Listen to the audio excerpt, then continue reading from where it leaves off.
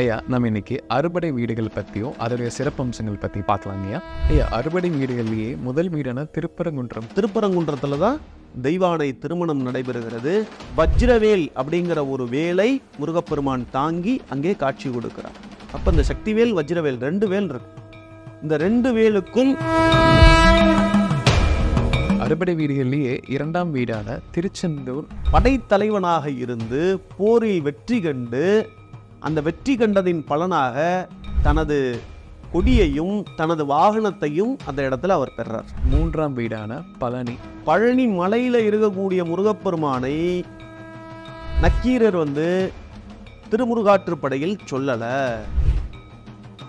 அப்ப எதை சொல்லியிருக்காரு? திரு ஆவினன்குடி அப்படின்னு சொல்லக்கூடிய கீழே இருக்கக்கூடிய கோவில தான் என்ன சொல்லியிருக்காரு? அறுபடை வீடுகளிலேயே 4ஆம் வீடான சுவாமி மலை. தன்னுடைய குழந்தையினுடைய ஆசையை நிறைவேற்றுவதற்காக சிவபெருமான் கைகட்டி வாய் மூடி அமர்ந்ததாக சொல்லப்படுகிறது. அப்ப அந்த ஓம் என்ற இந்த பிரணவ ரகசியத்தை சிவபெருமானுக்கு உபதேசம் பண்ற மாதிரி அமைஞ்சதுதான் இந்த சுவாமி மலை. இப்போ திருத்தணியுடைய சிறப்பம்சங்கள் என்னென்னங்க? இச்சை அப்படிங்கிறது மனிதனுக்குள்ள இருந்துட்டு தான் இருக்கும். அப்ப அந்த இச்சையை போக்கணும், அதன் மூலமாக சில விஷயங்கள் கிடைக்க பெறணும் அப்படிங்கிறதுக்காக தான் அந்த திருத்தணிகையில என்ன பண்றா அப்படின்னாக்க காதல் அப்படின்னு சொல்லக்கூடிய ஒரு விஷயத்தை சொல்றான். அறுபடை வீடுகள்லேயே கடைசி வீடான பழமுதிர்ச்சோலை. இப்போ நம்ம முதல்ல திருப்பரங்குன்றம் பார்க்குறோம், அடுத்து திருச்செந்தூர் போகிறோம், அடுத்து எங்கே வரோம்? ஆவினன்குடிக்கு வரோம், அடுத்து சுவாமி மலைக்கு போகிறோம், அடுத்து நேராக திருத்தணிக்கு போயிடுறோம், அதுக்கு அடுத்து தான் பழமுதிர்ச்சோலைக்கு வரும். இந்த பழமுதிர்ச்சோலையில் தான் என்ன பண்ணுறோம்?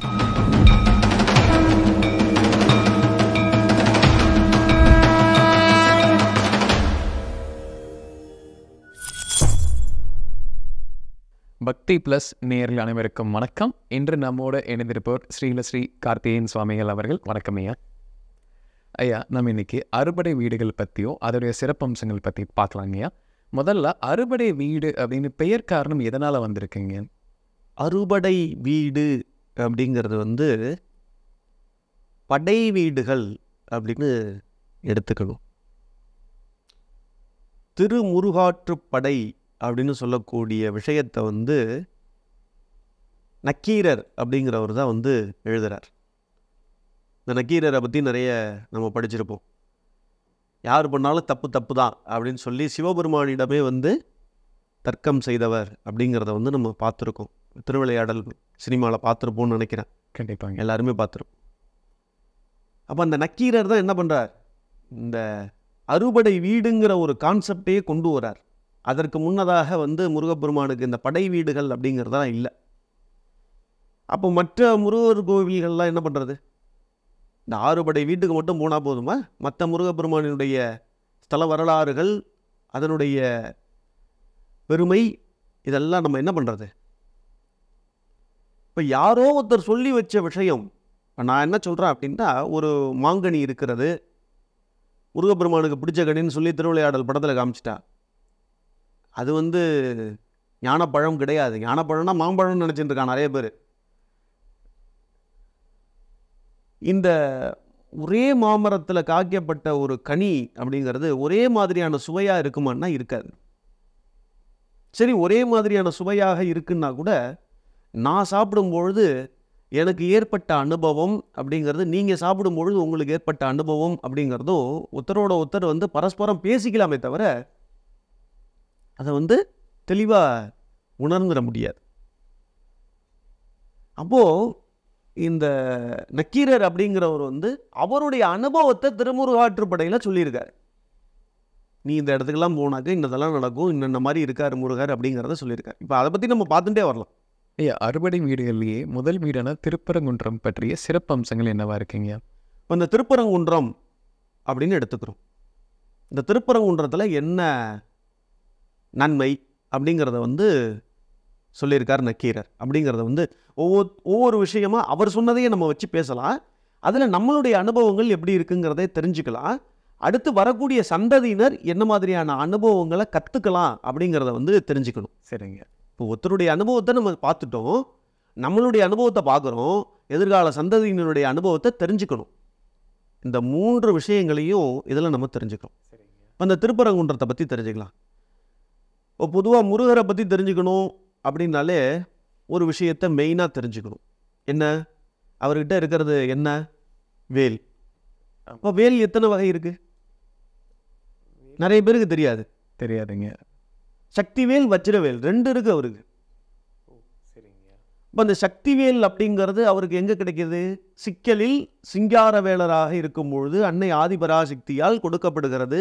முதலாக அவர் சக்திவேலை தாங்கி எட்டுக்குடி அப்படின்னு சொல்லக்கூடிய ஊரில் 6 முகத்தோடு மயிலின் மீது அமர்ந்து அவர் காட்சியளிக்கிறார் வேலாயுத சாமியாக. இப்போ இங்கே எட்டுக்குடி சக்திவேல் அப்படிங்கிறதுக்கு பிரசித்தி. அப்போ வஜ்ரவேல் அப்படிங்கிறது எங்கே கிடைக்கிறது? இந்திரனால் தனது மகள் தெய்வானையை திருமணம் செய்து கொடுக்கும் பொழுது தன்னுடைய வஜ்ராயுதத்திற்கு நிகரான ஒரு வேலை அவர் தனது மருமகனாகிய முருகப்பெருமானுக்கு பரிசாக வழங்குகிறார். அப்போது அந்த திருப்பரங்குன்றத்தில் தான் தெய்வானை திருமணம் நடைபெறுகிறது. வஜ்ரவேல் அப்படிங்கிற ஒரு வேலை முருகப்பெருமான் தாங்கி அங்கே காட்சி கொடுக்கிறார். அப்போ இந்த சக்திவேல், வஜ்ரவேல் 2 வேல் இருக்கு. இந்த 2 வேலுக்கும் வேல் பந்தம் அப்படின்னு சொல்லக்கூடிய சில விஷயங்கள் இருக்கிறது. வேல் மாறல் இருக்கிறது. சக்திவேலை எப்படி வழிபட வேண்டும், வஜ்ரவேலை எப்படி வழிபட வேண்டும், இதன் மூலமாக நமது காரிய சித்தியை எப்படி அடைய வேண்டும் அப்படிங்கிற சில சூட்சும ரகசியங்கள் அப்படிங்கிறது இருக்கு. சரி. அப்போ அந்த திருப்பரங்குன்றத்தில் வஜ்ரவேல் தாங்கிய முருகப்பெருமான் இருக்கார் அப்படிங்கிறத நம்ம உணரும். அதுக்கு அடுத்ததான் இன்னொரு மிகப்பெரிய பொக்கிஷமான விஷயம் இருக்கிறது. இந்த திருப்பரங்குன்றம் அப்படிங்கிறதுல முருகப்பெருமான் கையால் வழிபாடு செய்யப்பட்ட ஆத்மலிங்கம் இருக்கிறது. சரிங்க. அப்போ அந்த ஆத்மலிங்கத்தை தரிசனம் பண்ணோம் அப்படின்னாக்க முருகப்பெருமானே கையால் தொட்டு அபிஷேகம் பண்ண சிவலிங்கம். கண்டிப்பாக. அப்போ அந்த ஒரு பாசிட்டிவ் எனர்ஜி அப்படிங்கிறது நமக்கு கிடைக்கும். அறுபடை வீடுகள்லேயே 2ஆம் வீடான திருச்செந்தூர் கோயில் பற்றிய சிறப்பு அம்சங்கள் என்னெல்லாம் இருக்குங்க? அதை பற்றிய விளக்கங்கள் என்னங்க? திருச்செந்தூர் அப்படின்னு எடுத்துட்டோம் அப்படின்னாக்க நமக்கு எல்லாருக்குமே ஞாபகத்துக்கு வரக்கூடியது எதிரிகளை வெல்வதற்குண்டான ஆலயம் அப்படின்னு சொல்லிட்டு ஞாபகத்துக்கு வந்துன்றது ஒரு நேரத்தில். இன்னைக்கு ஒரு நேரத்தில் என்ன வருது அப்படின்னு பார்த்தீங்கன்னாக்க திருச்செந்தூரில் பௌர்ணமி தோறும் போய் ராத்திரியில் படுத்துக்கிறாங்க கடற்கரையில். அன்னைக்கு காலையில் எந்திரிச்சாக்க கடன்லாம் முடிஞ்சு போடுமோ, இருக்கிற பேங்கெல்லாம் இழுத்து க்ளோஸ் பண்ணிடலாம், போய் எல்லாரும் கடற்கரையில் படுத்துக்கலாம், யாரும் சம்பாதிக்க வேண்டாம். ஒரு அறியாமையை நோக்கி மக்களை திசை திருப்பி விட்டார்கள். இது எத்தனை நாளைக்கு முன்னாடி? ஒரு சாமியார் ஒருத்தர், ஒரு ஆன்மீக போதனை செய்யக்கூடிய ஒருத்தர் அங்கே திருச்செந்தூரில் ஒரு மண்டபத்தில் ஒரு ஆன்மீக போதனை பண்ணுறார். அன்னைக்கு என்ன சொல்கிறாரு? இரவு நேரங்களில் இந்த சந்திரனுடைய ஆதிக்க கதிரேகை அதிகமாக இருக்கும், இந்த ராத்திரியில் கடற்கரையில் படுத்து தூங்குனாக்க உனக்கு நன்மை நடைபெறும்னு சொல்லி அவர் வாயில் வந்ததை அன்றைக்கி சொல்லிட்டு விட்டார். ஆனால் இன்றைக்கி இந்த மக்கள் எல்லாரும் என்ன பண்ணுறான்? பௌர்ணமி தூரம் அங்கே போய் படுத்துக்கிறான். என்றைக்காவது ஒரு நாள் சுனாமி வரப்போது இவெல்லாம் மொத்தமாக போகிறான். நிச்சயமாக அது ஒரு தவறான பாதை. பௌர்ணமி அன்னைக்கு திருச்செந்தூரில் போய் படுத்துக்கிறது அப்படிங்கிறது சொல்லப்படாத ஒரு விஷயம். அது தவிர்க்கப்பட வேண்டிய ஒரு விஷயம். அப்போ முருகப்பெருமானினுடைய சிறப்பு என்ன அப்படிங்கிறத இந்த இடத்துல நம்ம தெரிஞ்சுக்கணும். அவர் போரிட்டார். ஒவ்வொரு இடத்துலையும் ஒவ்வொரு குணாதிசயத்தை வெளிப்படுத்தி இருக்கிறார். வீரபாகுவினுடைய படைகளோடு சேர்ந்து படைத்தலைவனாக இருந்து போரில் வெற்றி கண்டு அந்த வெற்றி கண்டதின் பலனாக தனது கொடியையும் தனது வாகனத்தையும் அந்த இடத்துல அவர் பெறார். இப்படி ஒவ்வொரு இடத்துலையும் ஒவ்வொரு இன்னத்தை பெறார். திருப்பரங்குன்றத்தில் என்ன பெற்றார்னு சொன்ன? வஜ்ரவேலை பெற்றார். அப்போ 2வது ஸ்தலமான திருச்செந்தூரில் என்னத்தை பெற்றார்? அவர் படையோட போரிட்டு எதுலேயுமே என்ன பண்ணணும்? வாழ்க்கையில் நீ போராடினாதான் உனக்கான கொடியை நீ நிலைநாட்ட முடியும், உனக்கான ஒரு போக்குவரத்தையும் நீ உருவாக்கிக்க முடியும்னு சொல்லி நிரூபித்த இடம்தான் திருச்செந்தூர் அப்படிங்கிறது. நீ வாழ்க்கையில் போராடாமல் எதுவும் கிடைக்காது. கண்டிப்பாக. நீ சுகமாக ஒரு இடத்துக்கு போயிட்டு வரணுன்னாக்க என்ன பண்ணணும்? போராடி தான் ஜெயிக்கணும் அப்படிங்கிறத உணர்த்தினது தான் திருச்செந்தூர். அப்போ அங்கேயே என்ன பண்ணுறாரு? பஞ்சலிங்கங்களை வைத்து வழிபாடு பண்ணதாக சொல்லப்படுகிறது. அப்போ முருகப்பெருமான் அங்கேயும் பஞ்சலிங்க வழிபாடு அப்படிங்கிறத பண்ணியிருக்கார். இங்கே ஆத்மலிங்க வழிபாடு, அங்கே பஞ்சலிங்க வழிபாடு. ஐயா, அறுபடை வீடுகள்லேயே 3ஆம் வீடான பழனி, அந்த பழனியோடைய சிறப்பு அம்சங்கள் என்னெல்லாம் இருக்குது? அதில் முக்கியமாக நம்ம கவனிக்கக்கூடிய விஷயங்கள் என்ன இருக்குங்கய்யா? பழனி மலையில் இருக்கக்கூடிய முருகப்பெருமானை நக்கீரர் திருமுருகாற்றுப்படையில் சொல்லலை. சரிங்க. அப்போ எதை சொல்லியிருக்காரு? திரு ஆவினன்குடி அப்படின்னு சொல்லக்கூடிய கீழே இருக்கக்கூடிய கோவிலை தான் என்ன சொல்லியிருக்காரு? வழிபாடு பண்ண சொல்லியிருக்காரு. அதுதான் 3வது படை வீடாக சொல்லப்பட்டிருக்கிறது. இன்னைக்கு இதுவே தெரியல. போகர் வழிபாடு பண்ணாரு, நவபாஷாணத்தை உருவாக்கினார். அது ஒரு பெரிய ப்ராசஸ். அதை பற்றி நம்ம பெரிய ஒரு மக்களுக்கு இடத்துல எடுத்து சொல்லணும். இன்னைக்கு உலக நாடுகள் அத்தனையும் நம்மளை எதிர்க்கிறதுக்கு காரணம் போகர். அந்த நவபாஷாண சிலை, இது என்ன காரணம் அப்படிங்கிறத ஒரு பெரிய ஒரு பாடமே இருக்குது. அதை நான் மக்களுக்கு சொல்கிறதுக்கு கடவுப்பட்டிருக்கு. சரிங்க. இந்த திரு ஆவினன்குடியை பற்றி வந்துடும். இந்த திரு ஆவினன்குடிக்கும் கோவிலுக்கும் பின்புறத்தில் பொய்கை அப்படின்னு சொல்லக்கூடிய ஒரு நீரோட்டம் இருக்கிறது. அந்த நீரோட்டத்தில் தான் என்ன பண்ணுறா? திருக்கார்த்திகை பெண்களால் வளர்க்கப்பட்ட 6 முருகப்பெருமானையும் ஒரே வடிவமாக கொண்டு வந்த இடம் இருக்கிறது. பொக்கிஷமான இடம் அதுதான். சரி. இந்த திரு ஆவினன்குடி அப்படின்னு சொல்லக்கூடிய இடத்துல ஞானதண்டம் அப்படின்னு சொல்லக்கூடிய ஒரு விஷயத்தை முருகன் பெறுகிறார். இங்கேயும் ஒன்றத்தை பெறுகிறார். சரிங்க. ஞானத்தை பெறுகிறார். யோக தண்டம், ஞான தண்டம் அப்படின்னு சொல்லி 2 தண்டம் இருக்கிறது. இதில் தண்டம் அப்படின்னாக்க ஒரு தடி அப்படின்னு சொல்லிக்கலாம். சரிங்க. ஒரு கௌரவமான பேரில் சொல்லக்கூடியது தான் தண்டம். இப்போ யோக தண்டம் வேற, ஞான தண்டம் வேற. சரி. அப்போ இங்கேயும் ஒன்றத்தை பெறுகிறார். இதுதான் முருகப்பெருமானினுடைய 3ஆம் படை வீடு. அறுபடை வீடுகளிலேயே 4ஆம் வீடான சுவாமி மலை, அதனுடைய சிறப்பம்சங்கள் என்னெல்லாம் இருக்குங்க? அதில் முக்கியமான விஷயங்கள் என்ன இருக்குங்க? இப்போ எந்த ஒரு அப்பாவுக்கும் தன்னுடைய பையனை பார்த்து ஒரு பிரமிப்பு இருக்கும். ஏன் அப்படின்னாக்க தன்னுடைய வாரிசு, தன்னுடைய ரத்தம் அது எப்படி இருக்கு பாரு அப்படிங்கிற ஒரு பூரிப்பு எப்படி இருக்கும்? எல்லாருக்குமே இருக்கும். இப்போ நான் கேட்குறேன், எல்லாருமே சொல்கிறாங்க அப்பனுக்கே பாடம் சொன்ன சுப்பன் அப்படின்னு சொல்லிட்டு. அவனுக்கு பாடம் சொல்கிறதுக்கெலாம் யாரும் கிடையாது. சிவபெருமானுக்கு பாடம் சொல்கிறதுக்கெலாம் யாரும் கிடையாது. அப்போ இருக்கே, படிக்கிறோமே, பார்க்குறோமே அப்படின்னாக்க அதில் அங்கே நீங்கள் கவனிக்க வேண்டிய ஒரு விஷயம் இருக்குது. அப்பா சொல்லி கொடுத்த வித்தையை பையன் சரியாக கற்றுக்கின்றானா அப்படிங்கிறத சோதிக்கணுமா இல்லையா? சோதிக்கணும். அப்போ சிவபெருமான் என்ன பண்ணுறார்? தன்னுடைய பையன்கிட்ட கேட்குறார். பசங்க எப்பொழுதுமே என்ன பண்ணுவாங்க? அப்பா கிட்ட கொஞ்சம் குறும்பாக தான் இருப்பாங்க. வண்டி ஓட்டி காமி, நீ ஓட்டுறியா பார்த்துருவோம் அப்படின்னு சொன்னாக்க என்ன பண்ணுவாங்க? நீ ஏறி உட்காரு அப்படின்னு சொல்லிட்டு இன்னைக்கு சினிமாவில் காமிச்ச மாதிரி உனக்கு 7.5 போட்டு காமிக்கிறேன். கண்டிப்பாக. அப்போ முருகப்பெருமான் என்ன பண்ணுறார்? சிவபெருமான்கிட்ட சுவாமி மலையில் உட்காந்துக்கிட்டு நீ என்கிட்ட உபதேசம் கேளு அப்படின்னு சொல்லி என்ன பண்ணுறார்? கை கட்டி வாய் மூடின்னு சொல்கிறார். தன்னுடைய குழந்தையினுடைய ஆசையை நிறைவேற்றுவதற்காக சிவபெருமான் கை கட்டி வாய் மூடி அமர்ந்ததாக சொல்லப்படுகிறது. அப்போ அந்த ஓம் என்ற இந்த பிரணவ ரகசியத்தை சிவபெருமானுக்கு உபதேசம் பண்ணுற மாதிரி அமைஞ்சது தான் இந்த சுவாமி மலை. இங்கேயும் என்ன பண்ணுறார்? முருகப்பெருமான் அனுக்கிரகம் பெறுகிறார். சிவபெருமான்கிட்ட அனுக்கிரகம் பெறுகிறாரே தவிர அவர் உபதேசம் பண்ணதாக சொல்லப்படுகிறதே தவிர அது வெளியுலக பாமர மக்களுக்கு காண்பிக்கப்பட்ட ஒரு காட்சி பொருள். தந்தை மகன் பாசத்தை காட்சிப்படுத்தி இருக்கிறார்கள், அவ்வளோதான். அது மெய்ஞானத்தின் மூலம் கண்டறிந்தோம் அப்படின்னாக்க இங்கேயும் ஒரு விஷயத்தை முருகப்பெருமான் பெறுகிறார் அப்படிங்கிறதா சொல்லணும். சரிங்க. இப்போது 5வது வீடாக திருத்தணி இருக்குங்க. இப்போ திருத்தணியுடைய சிறப்பம்சங்கள் என்னென்னங்க? இப்போ முருகப்பெருமானினுடைய அம்சம் நம்ம எல்லாருமே நினைக்கிற மாதிரி வள்ளி, தேவசேனா, முருகர் அப்படிங்கிறது தான் நம்ம எல்லாருமே பார்க்குறோம். அதுக்கு இன்னொரு மாற்று கருத்து இருக்கிறது. இச்சாசக்தி, ஞானசக்தி, கிரியாசக்தி அப்படின்றது தான். இப்போ இந்த கிரியாசக்தி அப்படின்னு சொல்லக்கூடிய தெய்வானை அப்படிங்கிறவளை ஏற்கனவே திருமணம் பண்ணியாச்சு. இப்போ ஞானசக்தி அப்படின்னு சொல்லக்கூடிய முருகப்பெருமான் தான் அந்த கிரியாசக்தியை திருமணம் பண்ணியிருக்கார். ஆனால் இது ரெண்டும் இருந்தாலும் இச்சை அப்படிங்கிறது மனிதனுக்குள்ளே இருந்துட்டு தான் இருக்கும்.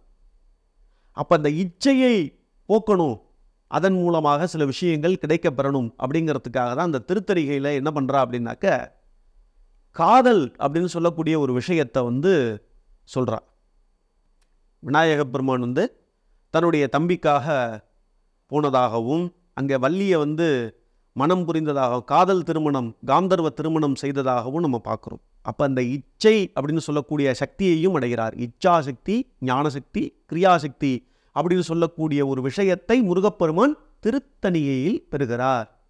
உங்கள் லாங்குவேஜில் சொல்லணும்னா திருத்தணி. ஆமாம். அப்போ அந்த திருத்தணியில் வந்து என்ன பண்ணலாம், ரொம்ப வருஷமாக காதல் பண்ணுறேன், என்னுடைய காதலை வந்து ஒரு பெண்மணி உணரலை, மனப்பூர்வமாக ஏற்றுக்கணும், என்ன வீட்டில் பெற்றவங்க ஏற்றுக்கணும் அப்படின்னாக்கா திருத்தணி முருகப்பெருமானை போய் பார்த்தா போதும். அப்போ நியாயமான சில விஷயங்கள் காந்தர்வ திருமணம் அப்படிங்கிறது தடைபடாமல் நடப்பதற்கு திருத்தணி அப்படிங்கிறது வந்து அப்போது காதல் திருமணம் செய்யணும்னு நினைக்கக்கூடியவங்க கண்டிப்பாக நிச்சயமாக போகலாம். இன்னைக்கு நைட்டே பக்ஸு புக் பண்ணிடலாம். அறுபடை வீடுகள்லேயே கடைசி வீடான பழமுதிர் சோலை, அதனுடைய தனி சிறப்பம்சங்கள் என்னெல்லாம் இருக்குங்க? 6ஆம் படை வீடு. இப்போ நம்ம வந்து முதல்ல திருப்பரங்குன்றம் பார்க்குறோம், அடுத்து திருச்செந்தூர் போகிறோம், அடுத்து எங்கே வரோம், ஆவினன்குடிக்கு வரோம், அடுத்து சுவாமி மலைக்கு போகிறோம், அடுத்து நேராக திருத்தணிக்கு போயிடுறோம், அதுக்கு அடுத்து தான் பழமுதிர் சோலைக்கு வரும். இந்த பழமுதிர் சோலையில் தான் என்ன பண்ணுறோம், ஞானப்பழத்தை பற்றி பேசுகிறோம். சுட்டப்பழம் வேணுமா சுடாத பழம் வேண்டுமா அப்படின்னு சொல்லி ஔவைக்கு சொன்ன ஒரு பாடம் அப்படிங்கிறதையும் எடுத்துக்கலாம்.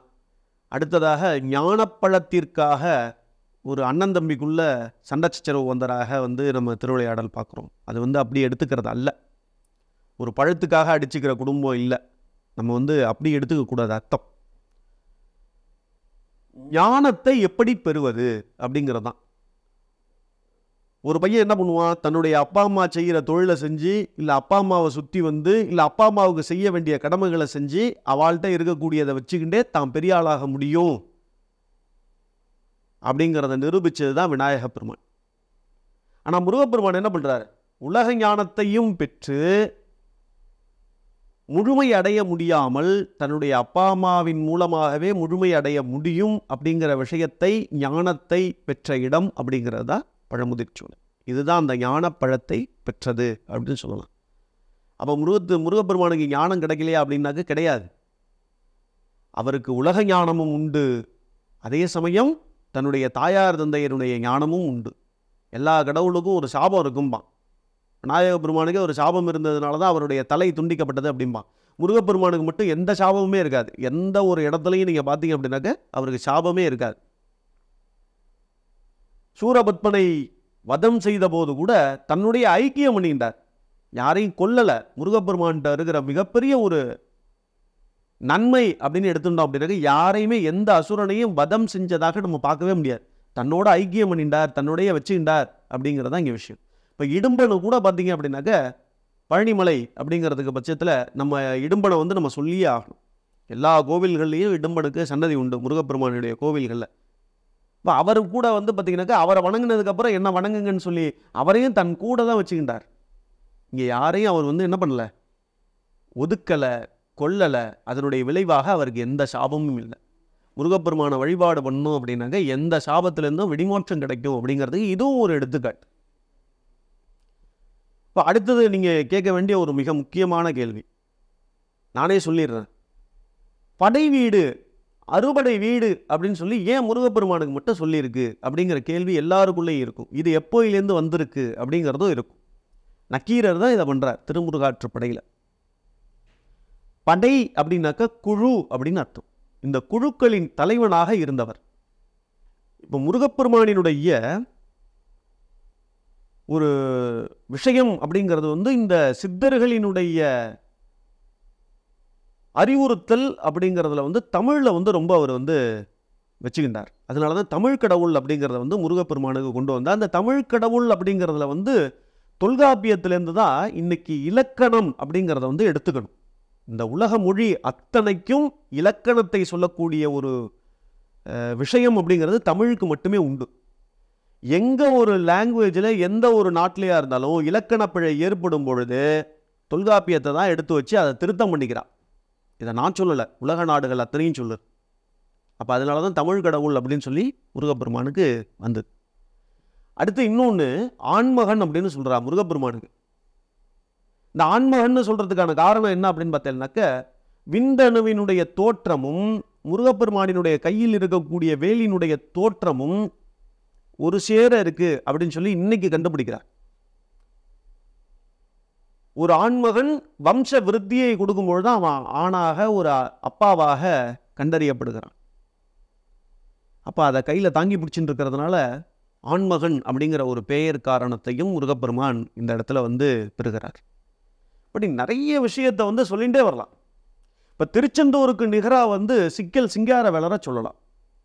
திருச்செந்தூரில் எப்படி சூரபத்மனை வதம் செய்து அந்த சூரசம்ஹாரம் நடந்த வேகத்துக்கு முருகப்பெருமானுடைய சரீரத்தில் வேர்க்கும், வேற எந்த நாட்களும் வேர்க்காது. அதே போல இங்கே சிக்கல் சிங்காரவேலருக்கு வேர்க்கும். இந்த வியர்வை வரக்கூடிய விஷயம் அப்படிங்கிறது வந்து இந்த 2 இடங்களில் தமிழ்நாட்டில் நடந்துட்டு வேற எங்கேயும் இல்லை, உலக நாடுகளில் எங்கேயும் கிடையாது. அப்போ அதே மாதிரியான விஷயம் திருப்பரங்குன்றத்திற்கு நிகராக 8குடி, அங்கே எப்படி வஜ்ரவேலை தாங்கி காட்சி தந்தாரோ அதே போன்று 8குடி முருகப்பெருமான் வேலாயுத சாமியாக சக்தி வேலை தாங்கி காட்சி தருகிறார். அப்போ இங்கே இது இருக்கு. 8குடி, எண்கண், புறவச்சேரி, இந்த 3 முருகப்பெருமானுக்கும் ஒரு ஒற்றுமை இருக்கிறது. மயிலினுடைய காலில் செல்லக்கூடிய நரம்பு என்ன வண்ணத்தில் இருக்கும் அப்படிங்கிறத வந்து வெறும் கருங்கல்ல தன்னுடைய சிற்பி கைவண்ணத்தை காமிச்சிருப்பான், வேற எங்கேயும் பார்க்க முடியாது. முருகப்பெருமானுடைய கையில் போகக்கூடிய நரம்பு என்ன வண்ணத்தில் இருக்கும் அப்படிங்கிறத வந்து அந்த சிற்பி காமிச்சிருப்பான். முருகப்பெருமானுடைய கையில் இருக்கிறதும் மயிலினுடைய காலில் இருக்கக்கூடிய நரம்பையும் வடித்த ஒரு சிற்பிக்கு கண் இல்லை. கண்ணே இல்லாமல் என் கண்ணே நீ அப்படின்னு சொல்லிட்டு எண்கண்ல பிரதிஷ்டை பண்றார். அடுத்ததாக 8குடியில் இப்படி 2 இடத்துலையும் வந்து பிரதிஷ்டை பண்றார். புறவச்சேரியில் வந்து பிரதிஷ்டை பண்ணதுக்கு அப்புறம் அவருடைய கட்டவரல துண்டிக்கிறான் அந்த மகாராஜா. இதுக்கப்புறம் நீ எந்த இடத்துலையும் போய் இது மாதிரி பண்ணக்கூடாது அப்படின்னு சொல்லி வேறலே இல்லாமல் பண்ணது தான் 8குடி. அப்படி உனத்தை மறுபடியும் உருவாக்கிட்டியா, பரவாயில்ல, எம்பெருமானை நான் இங்கேயும் வழிபாடு பண்ணிக்கிறேன் அப்படின்னு சொல்லி 2 கண்களையும் தோண்டி எடுத்துடுறான். என் கண்ணே நீ அப்படின்னு சொல்லிட்டு எண்கண்ணில் போய் உட்காந்து அதே முருகப்பெருமானை வடிக்கிறான். அதுக்கப்புறம் அவர் வந்து மரண தண்டனைக்கு உள்ளாக்கப்படுகிறார். ஆனால் 3 முருகப்பெருமானின் இடத்திலும் எந்த ஒரு துளி அளவும் ஒளி செதுக்கப்பட்டதற்கான ஆதாரமோ அல்லது வித்தியாசமோ கண்டறிய முடியாத பொக்கிஷமான முருகப்பெருமான்கள் இருக்கிறார். இது மாதிரி எண்ணற்ற முருகப்பெருமானினுடைய ஆலயத்தை சொல்லிகிட்டே போகலாம். கண்டிப்பாங்க. இப்போ நம்ம அறுபடை வீடுகள் பற்றியும் ஒரு பிரசித்தி பெற்ற ஊர்கள் பற்றியும் நிறைய விஷயங்கள் தெரிஞ்சுக்கிட்டோம். இது நம்ம நேயர்களுக்கு ரொம்ப ஒரு பயனுள்ள கருத்துக்களாக இருக்குங்க. ரொம்ப நன்றிங்க.